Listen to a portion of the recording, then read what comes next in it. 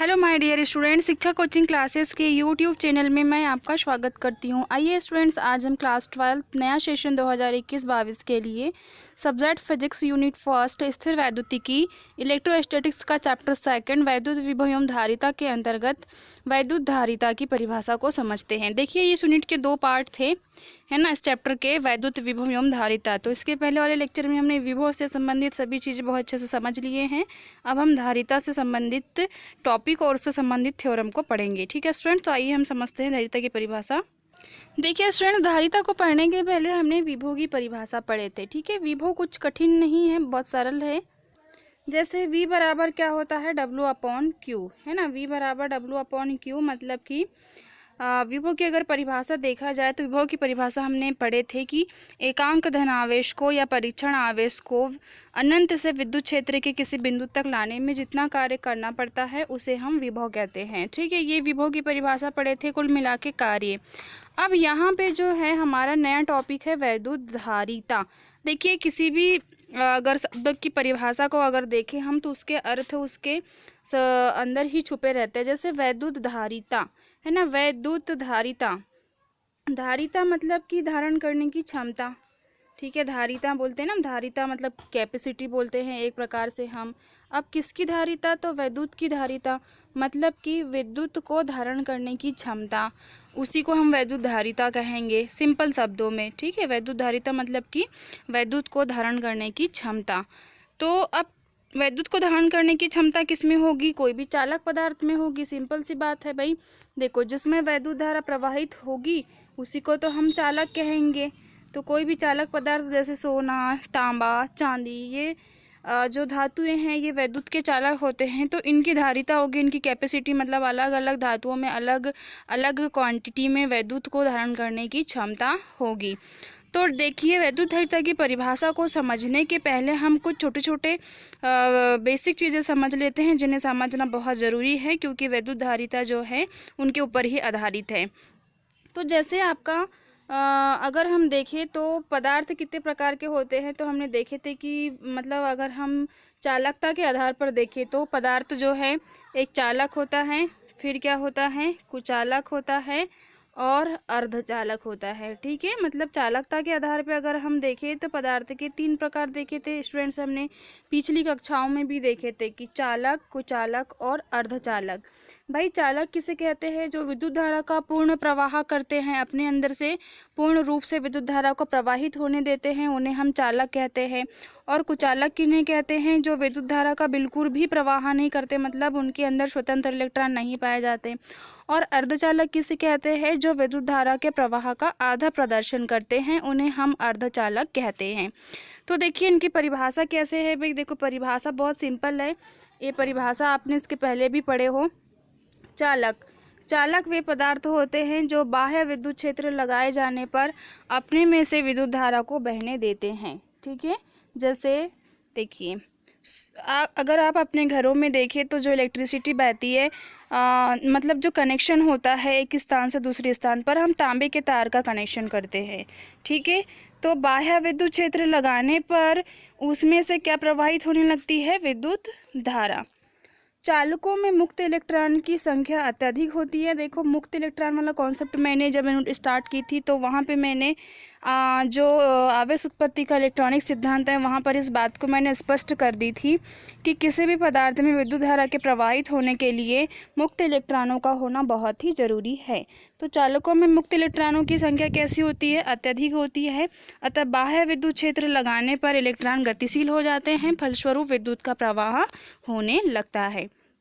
तो अब उसके बाह्य कक्षक में इलेक्ट्रॉन जो रहते हैं, जैसे ही हम दूसरे विद्युत क्षेत्र से उसमें उसका कनेक्शन करते हैं तो उसके अंदर उपस्थित इलेक्ट्रॉन कैसे हो जाते हैं, गतिशील हो जाते हैं, और फलस्वरूप विद्युत का प्रवाह होने लगता है।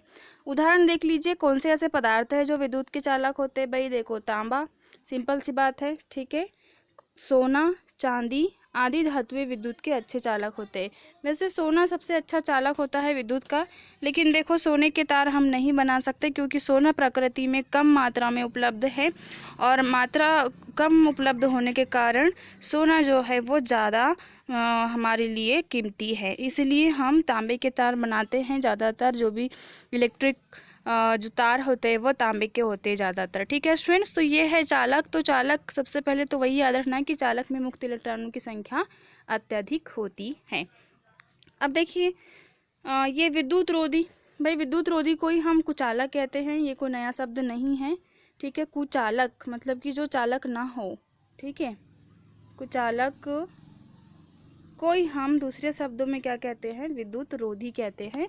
विद्युत का रोधन करने वाला या जो विद्युत का चालन ना करे उसी को हम कुचालक या विद्युत रोधी कहते हैं, सिंपल शब्दों में अपनी भाषा में।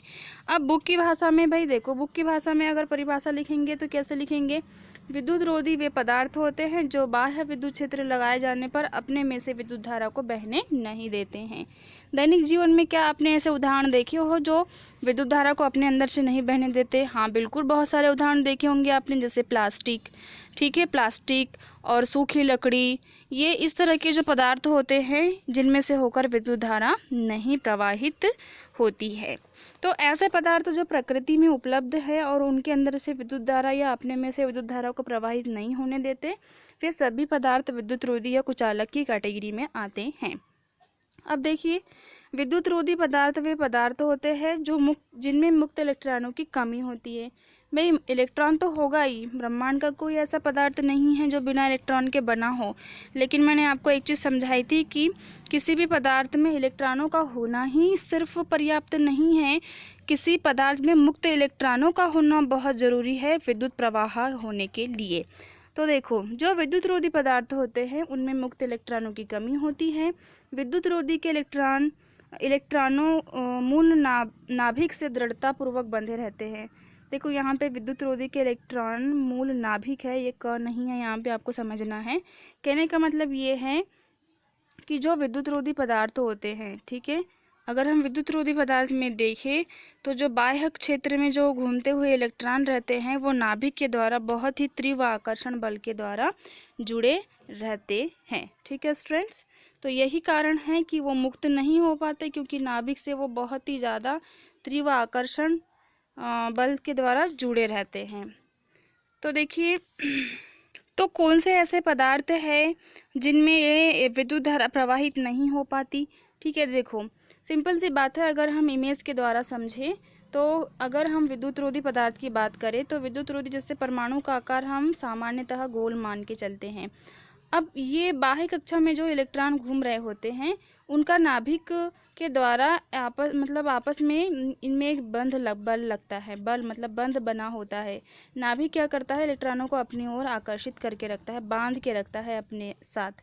लेकिन जो कुछ चालक पदार्थ होते हैं उनमें जो है एक स्थिति ऐसी आती है कि ये जो बाह्य कक्षक में घूम रहे इलेक्ट्रॉन होते हैं उनमें नाभिक का कोई भी आकर्षण बल नहीं लगता है, और ऐसे इलेक्ट्रॉन जिनके ऊपर नाभिक का कोई आकर्षण बल नहीं लगता है उनको हम मुक्त इलेक्ट्रॉन या फ्री इलेक्ट्रॉन कहते हैं। तो ये कहाँ पाए जाते हैं, तो ये चालक में पाए जाते हैं। ठीक है, लेकिन बंधे हुए इलेक्ट्रॉन या बंद इलेक्ट्रॉन कहाँ पाए जाते हैं, तो ये विद्युत रोधी या कुचालक में पाए जाते हैं। अब कौन से ऐसे पदार्थ हैं जो विद्युत रोधी के एग्जाम्पल्स में आते हैं, तो देखिए लकड़ी, मैंने बताई लकड़ी मतलब सूखी लकड़ी, रबर, ठीक है, कांच, प्लास्टिक आदि पदार्थ जो होते हैं वो विद्युत रोधी पदार्थ की श्रेणी में आते हैं। अब हम देखते हैं, ये तो हो गए अर्धचालक की परिभाषा, वैसे यहाँ है ही नहीं लेकिन देखो नाम से ही स्पष्ट है। अगर आप देखें इसे समझे कि अर्धचालक मतलब कि जो आधा चालन करता हो, किसका आधा चालन करता हो, विद्युत का। तो भाई सिंपल सी बात है, ऐसे पदार्थ जो विद्युत धारा का आधा प्रवाह करते हैं या आधा प्रवाह का प्रदर्शन करते हैं उन्हें हम अर्धचालक कहते हैं। तो अर्धचालक के बारे में आपने थोड़ा बहुत तो पढ़ा होगा, वैसे अगर नहीं पढ़े हो तो आप अभी क्लास 12th में पढ़ोगे आप डिटेल में लास्ट यूनिट में। ठीक है, तो अर्धचालक जो है आधा प्रवाह करते हैं और वर्तमान समय में अर्धचालक पदार्थ जो है बहुत ही महत्वपूर्ण पदार्थ है।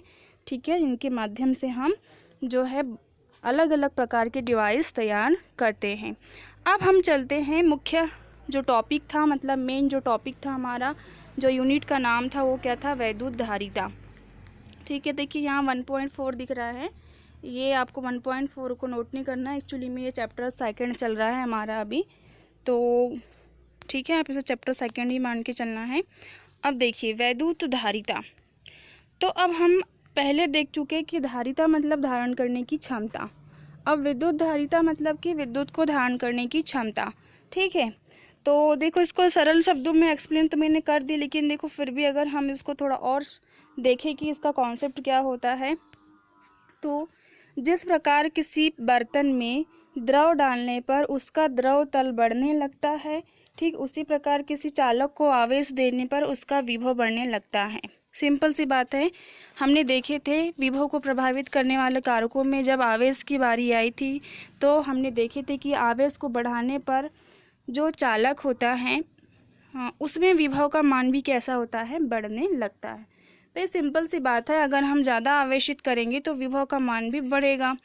तो अब देखो सपोज़ मान लो हमने किसी चालक को Q आवेश दिए तो और उसके विभव में V वृद्धि हो गई, तो कहने का मतलब ये है कि Q समानुपाती V, Q समानुपाती V मतलब Q और V मतलब आवेश और विभव दोनों एक दूसरे से कैसे संबंधित है, तो दोनों एक दूसरे के समानुपाती है। एक को बढ़ाएंगे तो दूसरा बढ़ेगा और पहले वाले को घटाएंगे तो दूसरा वाला घटेगा, या दूसरे को बढ़ाएंगे तो पहला भी बढ़ेगा। इस तरह से जो है ये आपस में संबंधित है। अब मान लो अगर हमने यहाँ पे समानुपाती चिन्ह हटाए, तो समानुपाती चिन्ह हटाने से यहाँ एक नियतांक लग जाता है। क्या लग जाता है, एक नियतांक, और जो नियतांक होता है उसको हम C नाम दे देते हैं। और यहाँ C क्या है, तो ये C जो है ये धारिता है, यहाँ पे C को हम धारिता बोल देते हैं। अब धारिता के लिए हमने C संकेत ही क्यों लिए, एक्चुअल में कैपेसिटी कहते हैं हम धारिता को, इसलिए कैपेसिटी का क्या आ गया यहाँ पे C, है ना। अगर मान लो यहाँ से C का मान निकालना है, तो C का मान निकालेंगे तो V यहाँ पे गुणा के रूप में है C के साथ में, तो इधर जाकर भाग में हो जाएगा, मतलब कुल मिलाकर C बराबर क्या निकल के आएगा, Q अपॉन V, है ना। C बराबर क्या निकल के आएगा, फाइनल रिजल्ट क्या निकल के आएगा, C बराबर Q अपॉन V। अगर हम हिंदी में कहें इसे तो धारिता बराबर आवेश बटे क्या हो जाएगा, विभव। सिंपल सी बात है, यहीं से धारिता की परिभाषा निकल के आती है। ठीक है, धारिता बराबर Q अपॉन V, तो ये कहाँ से निकल के आया भाई, Q समानुपाती V से, है ना, Q प्रोपोर्शनल टू V, तो यहाँ से निकल के आया ये C जो है कुल मिला के एक नियतांक है। अब देखो सिंपल सी बात है, अगर हम देखें तो इसका सूत्र क्या हो जाएगा, C बराबर Q अपॉन V, जहाँ C क्या है, तो जहाँ C एक नियतांक है जो चालक की आकृति, क्षेत्रफल और उसके चारों ओर के माध्यम पर निर्भर करता है।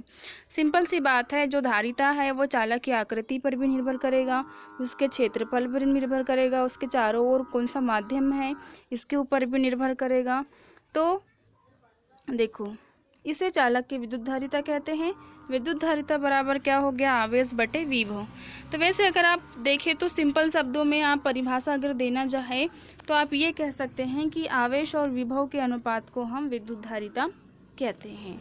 ठीक है, तो हालांकि ये आया कहाँ से, तो ये आया ऐसे परिभाषा में, अगर आप इतना नहीं भी लिखो तो चलेगा, आप डायरेक्टली जो है इतना लिख सकते हो और अपने देखो इनकी ये परिभाषा तो आप बिना लिखे जो है बना सकते हो, क्योंकि मैंने पहले ही बता दी हूँ, अगर दो भौतिक राशियों का अनुपात है तो किसी भी भौतिक राशियों को हम उनके आनुपातिक परिभाषा के रूप में परिभाषित कर सकते हैं। जैसे अगर विद्युत धारिता की परिभाषा लिखना हो हमको, तो हम ये लिख सकते हैं कि आवेश और विभव के अनुपात को विद्युत धारिता कहते हैं। तो ठीक है स्टूडेंट्स, आशा करती हूँ कि ये परिभाषा आपको समझ में आई होगी। अब हम इसके विमीय सूत्र और मात्रक को भी निकाल लेते हैं। तो चलो देखते हैं विमीय सूत्र और मात्रक क्या होगा। तो सबसे पहले हम एसआई मात्रक की बात करते हैं। देखो बहुत सिंपल है, एसआई मात्रक भाई धारिता के लिए अगर हम देखें तो आवेश का एसआई मात्रक क्या होता है, कूलाम होता है, और विभव का एसआई मात्रक क्या होता है, तो हमने देखे थे वोल्ट होता है। तो कुल मिला के अगर हम देखें तो जो C है यानी कि जो धारिता है, कैपेसिटी है, उसका जो एसआई मात्रक है वो हो जाएगा कूलाम प्रति वोल्ट, है ना, कूलाम पर वोल्ट, या इसको संकेत के रूप में C पर मतलब कि ये कूलाम प्रति वोल्ट मतलब C/V भी लिख सकते हैं। देखिए, लेकिन इन दोनों को मिलाकर फैरड कहा गया। अब देखो, जैसे ओल्ट कहाँ से निकल के आया था, मैंने बताई थी ओल्ट कैसे निकल के आया था। अब कूलाम प्रति ओल्ट को फैरड क्यों कहा गया? एक्चुअल में धारिता के बारे में किसने खोजा था? फैरड ने। उसकी परिभाषा किसने दी? फैरड ने। ठीक है, इसलिए जो है भौतिक शास्त्री माइकल फैरड या फैराडे के नाम पर ही हम धारिता का जो मात्रक है वो फैरड नाम से उसे जानते हैं। तो एक फैरड बराबर क्या हो जाएगा? एक कूलाम बटे एक वोल्ट। अगर दो की बात होगी तो यहाँ पे एक की जगह क्या आ जाएगा? दो। तो 2 फैरड बराबर 2 कूलाम बटे 2 वोल्ट। 3 है तो 3 फैरड बटे 3 कूलाम बटे 3 वोल्ट। तो इस तरह से जो है हम यहाँ पर इसकी क्वांटिटी को बढ़ा या घटा सकते हैं। ओके स्टूडेंट्स, तो अगर हमको 2 फैरड का मान निकालना है तो 2 कूलाम और 2 वोल्ट चाहिए हमको, तो ही हम 2 फैरड को निकाल सकते हैं। तो ये है एसआई पद्धति। अब सीजीएस पद्धति में क्या होगा? सिंपल सी बात है, सीजीएस पद्धति में फैरड के आगे क्या लग जाएगा? स्थायित्व शब्द लग जाएगा। तो सीजीएस पद्धति में विद्युत धारिता का स्थिर वैद्युत मात्रक स्थायित्व फैरड होता है। अब जैसे हमने यहाँ पे देखे थे 1 फैरड बराबर 1 कूलाम बटे 1 वोल्ट, तो एक स्थायित्व फैरड बराबर क्या हो जाएगा? एक स्थायित्व कूलाम बटे एक स्थायित्व वोल्ट। क्यों? क्योंकि कूलाम मतलब कि आवेश का एसआई मात्रक कूलाम होता है, तो सीजीएस मात्रक स्थायित्व कूलाम होता है। उसी प्रकार विभव का जो एसआई मात्रक है वो वोल्ट होता है, तो सीजीएस मात्रक स्थायित्व वोल्ट होता है। तो सीजीएस की बात कर रहे हैं, इसलिए इसमें क्या लग गया? स्थायित्व शब्द लग गया। तो ठीक है, आपको यहाँ से ये पता चल गया कि जो विभव है उसका सीजीएस मात्रक क्या होता है? स्थायित्व वोल्ट। आवेश का सीजीएस मात्रक क्या होता है? स्थायित्व कूलाम। धारिता का सीजीएस मात्रक क्या होता है? स्थायित्व फैरड। तो देखो, छोटे छोटे क्वेश्चन जो है यहाँ से बनते हैं, तो आप इन्हें जो है अच्छे से याद करें और इनके पॉइंट को अच्छे से समझें। अब हम विमीय सूत्र की ओर चलते हैं। देखिए, विमीय सूत्रों को समझने के लिए सबसे पहले तो हम इसके सूत्रों को समझते हैं। C बराबर क्या होता है? Q/V। आवेश का विमीय सूत्र क्या होता है? AT। भाई ये तो आपको पता ही है, बहुत सरल होता है। और विभव का विमीय सूत्र क्या होता है? तो देखो, हमने विभव का विमीय सूत्र पहले ही निकाल चुके थे। ठीक है, तो विभव का विमीय सूत्र कैसे निकाल लेते हैं हम देख लेते हैं। विभव यानी कि V बराबर क्या होता है? W/Q। ठीक है, तो यहाँ से कार्य का विमीय सूत्र हमने निकाले थे ml² T-2 और Q का क्या था? AT। ठीक है, फिर हमने ये टी को ऊपर लेके गए और ए को भी ऊपर लेके गए, तो एम तो जैसा का वैसा है, एल² भी जैसा का वैसा। टी के ऊपर जो -2 की पावर है, ये ऊपर जाने से ये वाला टी जब ऊपर जाएगा तो इसकी पावर भी -1, मतलब कि -2 और -1 जुड़कर -3 हो जाएंगे, और ए के ऊपर क्या हो जाएगा? इन्वर्स। तो फाइनली अगर हम देखें तो विभव का विमीय सूत्र क्या निकल के आया था? ml² T-3 A inverse. ठीक है, अब हमने देखे यहाँ पे कि C का मतलब क्या हुआ? यहाँ पे Q/V हुआ, तो इसका तो AT है, लेकिन इसका क्या होता है? ml² T-3 और A इन्वर्स। ठीक है स्टूडेंट्स, ये विभव का होता है। अब यहाँ पे कुछ कटेगा क्या? कुछ कटने की तो कंडीशन नहीं नज़र आ रही है, तो हम क्या करते हैं? नीचे वाले को ऊपर लेके जाते हैं। तो देखो, अगर हम नीचे वाले को ऊपर लेके जाएंगे तो कुल मिला के एक व्यवस्थित तरीके से अगर लिखा जाए तो पहले m को लिखते हैं, इसलिए m और l², तो m यहाँ पे प्लस है तो ऊपर जाके -1 बन जाएगा। ठीक है स्टूडेंट्स, और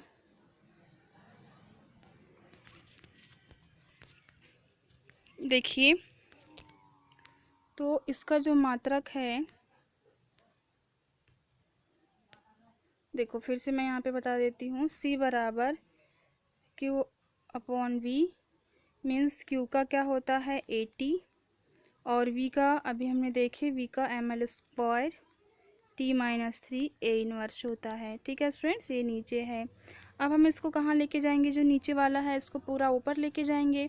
तो जब ऊपर लेके जाएंगे तो सिंपल सी बात है, पहले m के ऊपर -1 की पावर, फिर l के ऊपर देखो ये प्लस है तो ऊपर जाकर माइनस हो जाएगा। भाई ये अपॉन में है, अपॉन से ऊपर जा रहा है तो घाते धनात्मक है तो ऋणात्मक होगी। और t के ऊपर जो है ये -3 की पावर है, तो ये -3 की पावर जो है ऊपर जाके +4 होगा। अब ऑलरेडी यहाँ पे पहले से ही t स्थित है और t के ऊपर +1 की पावर है, तो +1 और 3 अगर जुड़ेंगे तो कितने हो जाएंगे, ये +4 हो जाएगा। तो t की पावर क्या हो जाएगा, 4। ठीक है। उसी प्रकार a जब ऊपर जाएगा तो ये माइनस है, तो ऊपर जाने के बाद में a इन्वर्स क्या बन जाएगा, मतलब प्लस की घात आ जाएगी +1 की। तो ऑलरेडी पहले से यहाँ पे +1 है, अब ऊपर जाएगा तो a के साथ में a का गुणा होगा, क्योंकि ऊपर गुणा है, कुछ नहीं है मतलब। तो a के ऊपर कितने की पावर हो जाएगी, 2 की पावर। ठीक है। तो कुल मिलाकर अगर हम देखें तो धारिता का विमीय सूत्र हो जाएगा m इनवर्स L-2 T4a²। ठीक है। देख लीजिए धारिता का विमीय सूत्र, वैसे तो ये निकालना नहीं बताते, लेकिन फिर भी मैं यहाँ पे निकाल के बता दी हूँ। तो ये है धारिता का विमीय सूत्र। ठीक है। और विमीय सूत्र कैसे निकालना है, तो C बराबर Q/V से। तो आपको V का विमीय सूत्र पता होना चाहिए और Q का, तो आप आसानी से इसका विमीय सूत्र निकाल सकते हो, इसको रटने की ज़रूरत नहीं पड़ेगी। अब ये छोटे छोटे पॉइंट हैं, जैसे कि यहाँ पे 1 माइक्रोफैरड बराबर क्या होता है। ठीक है। तो 1 माइक्रोफैरड इक्वल होता है 10⁻⁻6 फैरड। ये आपको याद रखना है, क्योंकि ये 1 मार्क्स के क्वेश्चन के लिए बहुत ही इंपॉर्टेंट है, और साथ ही साथ आपके जो कॉम्पिटिटिव एग्ज़ाम होते हैं उनके लिए भी बहुत ही महत्वपूर्ण है। 1 पिकोफैरड, 1 pf या 1 माइक्रोफैरड इक्वल क्या होता है, तो ये होता है 10⁻12 फैरड। 1 फैरड को अगर हम CGS में बोले तो CGS में इसको बोलेंगे 9 × 10⁻11 स्थायिक फैरड। तो ये आपको याद रखना है कि 1 microfarad equal 10⁻6 farad, 1 picofarad equal 10⁻12 farad and 1 farad equal 9 × 10⁻11 स्थायिक फैरड। और विमीय सूत्र ये होता है। तो इस तरह से जो है ये छोटे छोटे नोट पॉइंट भी आप नोट कर लीजिए, और साथ में विमीय सूत्र को भी आप हल करके लिख लीजिए। ठीक है स्टूडेंट्स।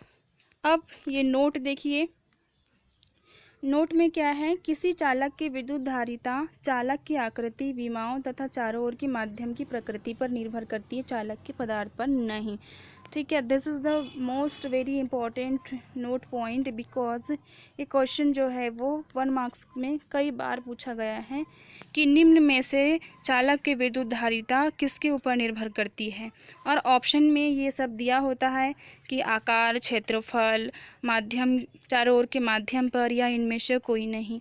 तो भाई आपको ध्यान रखना है कि जो धारिता है वो आकृति पर भी निर्भर करती है, उसके चारों ओर हमने कौन सा माध्यम रखे हैं, परावैद्युत माध्यम रखे हैं या वायु है, निर्वात है, इसके ऊपर भी निर्भर करता है, और क्षेत्रफल पर निर्भर करता है, पर चालक के पदार्थ पर निर्भर नहीं करता है।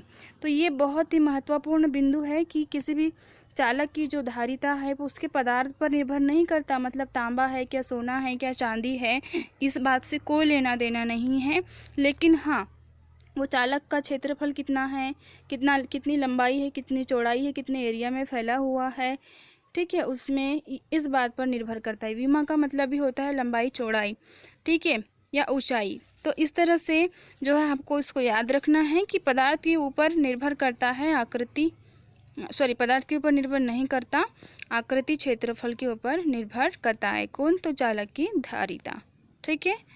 तो देखिए सिंपल सी बात है, अगर एक समझा जाए इसको तो मान लीजिए कि हमने यहाँ पे एक तांबे का तार लिए और यहाँ पे एक सोने का तार लिए, और दोनों के हमने क्षेत्रफल भी उतने ही रखे। ठीक है। तो यहाँ पे धारिता दोनों के बराबर निकल के आएंगे। क्यों? क्योंकि यहाँ ऊपर स्पष्ट लिखा हुआ है कि आकृति और आकार पर निर्भर करता है, माध्यम मतलब पदार्थ पर नहीं। तो इस बात से कोई फर्क नहीं पड़ने वाला कि तांबा है चालक या सोना है, बस उनके क्षेत्रफल कैसे हैं। अगर क्षेत्रफल बराबर है तो धारिता के ऊपर भी कोई प्रभाव नहीं पड़ेगा। तो ठीक है स्टूडेंट्स, ये था आपका नोट पॉइंट। तो आशा करती हूँ कि आज का लेक्चर आपको समझ में आया होगा और धारिता को हमने बहुत डिटेल में समझा है। तो स्टूडेंट्स ये आपको नोट्स तैयार करने हैं। ठीक है, यहाँ पे ये नहीं लिखना है चैप्टर 1.4, बस हेडिंग डाल के आपको परिभाषा लिखनी है। तो आप इनके शॉर्ट ले लीजिए समझते हुए और इनके नोट्स आप तैयार कर लीजिए। तो ठीक है स्टूडेंट्स, मैं मिलती हूँ आपको नेक्स्ट वीडियो में नेक्स्ट महत्वपूर्ण टॉपिक के साथ में। तब तक के लिए बाय बाय।